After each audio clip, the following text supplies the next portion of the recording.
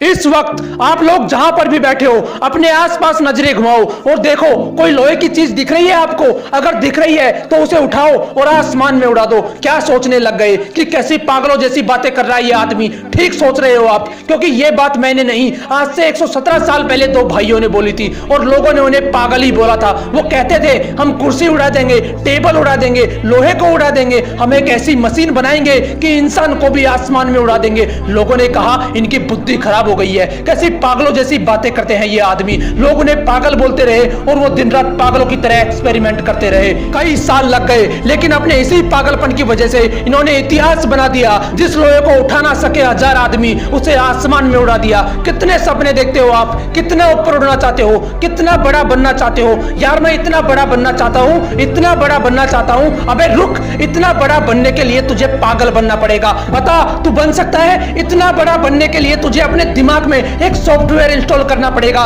कि मैं 1000 बार फैलूंगा तब भी नहीं रुकूंगा। बोल तू कर सकता है ऐसा? अगर कर सकता है तो तू भी एडिसन जितना बड़ा बन सकता है। एडिसन एक ऐसा महान इंसान जो आज इस दुनिया में नहीं है, लेकिन उसके द्वारा किए गए 1093 आविष्कारों में वो आज भी जिंदा है। ये वही पागल इंसान है जो कहता था कि कांच से लाइट जला दूंगा, रात में भी दिन जैसा माहौल कर दूंगा। उस पर भी लोग चिल्ला रहे थे कि तू पागल हो गया है, ऐसा हो ही नहीं सकता, तू ऐसा कर ही नहीं पाएगा। लेकिन वो इंसान भी जिद्दी इंसान था। उसके पागलपन ने उसे ना रुकने दिया ना थकने दिया। हर बार फेल होने के बाद सिर्फ एक ही बात बोलता था कि साला एक बार और ट्राई करूंगा। वो 1000 बार फेल हुआ, लेकिन उसी पागल इंसान ने बल्ब का आविष्कार किया और इस दुनिया को रोशन करके चला गया। बनना चाहते हो इनकी तरह? बनना तो चाहता हूं, लेकिन मेरे पास इतनी फैसिलिटीज नहीं है। कुछ करना तो चाहता हूं, लेकिन मेरे पास पैसे नहीं है। बड़ा बनना तो चाहता हूं, लेकिन मेरा आईक्यू कम है। अबे रुक, कितना कम है तेरा आईक्यू? किताब में लिखा हुआ तो समझ में आता है ना तुझे। तेरा दिमाग जिम के जितना कमजोर तो नहीं है,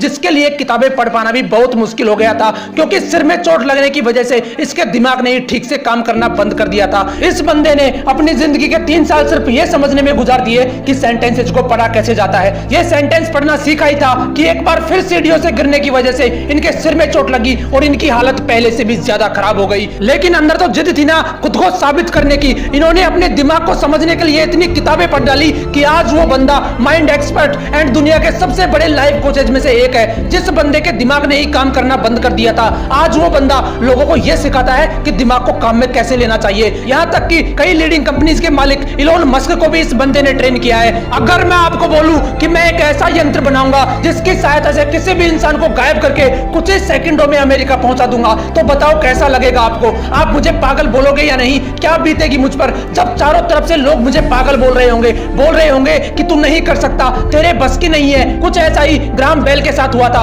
वो बोलते थे कि ऐसा यंत्र बनाऊंगा जिससे आप भगवान की तरह हजारों किलोमीटर दूर बैठे किसी भी इंसान से बात कर पाओगे। लोगों ने कहा ये पागल हो गया है, इसकी बुद्धि फिर गई है। लोग चिल्लाते रहे उस पर, लेकिन वो नहीं रुका। एक के बाद एक एक्सपेरिमेंट करता चला गया और वो यंत्र बनाकर दिखा दिया जो पूरी दुनिया को असंभव लगता था, जिसे आप टेलीफोन के नाम से जानते हो। क्या अलग था इन लोगों में यार? ये कोई भगवान थे या इनके रावण की तरह 10 सिर थे? इनके शरीर में भी 206 हड्डियां थी, वही लाल रंग का खून था। फर्क सिर्फ इतना है कि ये इंसान जिद्दी इंसान थे। इनके अंदर एक ऐसा पागलपन था कि साला 1000 बार फेल होना मंजूर है लेकिन हारना नहीं। तुम्हारे पास 1000 बहाने होते हैं, लेकिन उनके पास सिर्फ एक सपना था और उस सपने को पूरा करने के लिए उन्होंने अपनी जी जान लगा दी। लेकिन तुम सिर्फ सपने देखते हो, उन्हें पूरा करने के नाम पर तुम्हारी हवा टाइट हो जाती है। क्या अलग था यार इन लोगों में? वो भी तुम्हारी तरह ही इंसान थे, फिर तुम क्यों नहीं कर सकते? तुम क्यों ऐसा सोचते हो कि लोग क्या सोचेंगे? क्यों अपने आप को कमजोर फील करते हो? क्यों तुम एक ठोकर लगने के बाद हार मान लेते हो? याद रखना, हारने वाला कभी असफल नहीं होता, लेकिन जो हार मान लेता है वो कभी सफल नहीं होता। इसलिए अपना एक लक्ष्य डिसाइड करो और उसके पीछे तब तक दौड़ते रहो जब तक वो आपको मिल नहीं जाता। लोग आपको रोकेंगे, टोकेंगे, डराएंगे, धमकाएंगे, लेकिन रुकना नहीं है, आगे बढ़ते रहना है। लोग टोकते हैं तो टोकने दो, भोंकते हैं तो भोंकने दो, लेकिन आप जिद्दी हो जाना अपने लक्ष्य के लिए। पागलपन की सारी हदें पार कर देना। मोटिवेशनल विंग्स आपको इसी तरह हौसलों की उड़ान देता रहेगा, इसलिए इसे लाइक, शेयर एंड सब्सक्राइब जरूर कर देना। लोगों ने रचे होंगे इतिहास कई सारे, तुम भी एक नया इतिहास रच देना। मिलते हैं नेक्स्ट वीडियो में एक नए मोटिवेशन के साथ। जय जीत फिक्स।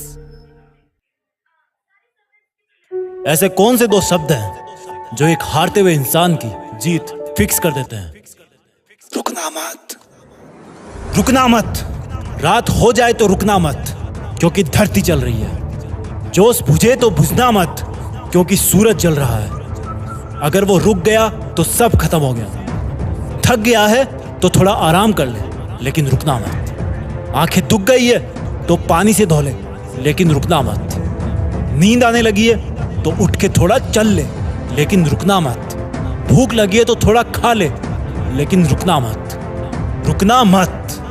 तेरा टाइम अभी आया नहीं है।